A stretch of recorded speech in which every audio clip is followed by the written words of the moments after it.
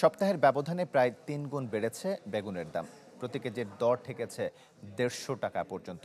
রোজায় পণ্যটির বাড়তি চাহিদা থাকায় এই সুযোগে দাম বাড়িয়েছেন ব্যবসায়ীরা।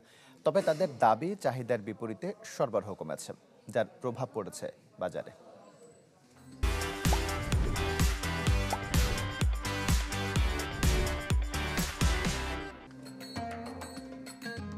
ভোজনপ্রিয় বাঙালির ইফতারে মুখরোচক খাবার তালিকায় অন্যতম বেগুনে।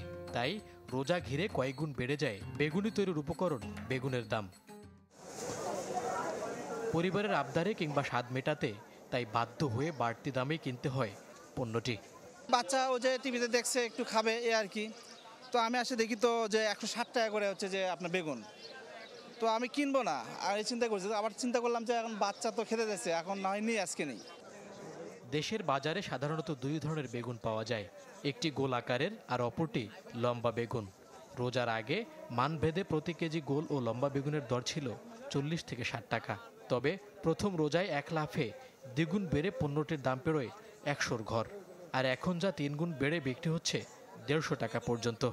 বেগুন খাইতে হয়, বেগুন তো আপনার সব বানায়, বেগুনে ভাজি করে, বেগুন তো লাগেই। বেগুনটা একটু অস্বাভাবিক দাম, এটা কি এইটা দাম তো রোজার আগে ছিল মনে করেন যে ৩০ টাকা কেজি, এখন ১৫০ টাকা কেজি। বেগুনের দাম হয়েছে আপনার ১৬০ টাকা, কিন্তু রোজার আগে ছিল এই বেগুনের দামই ছিল ৬০ টাকা।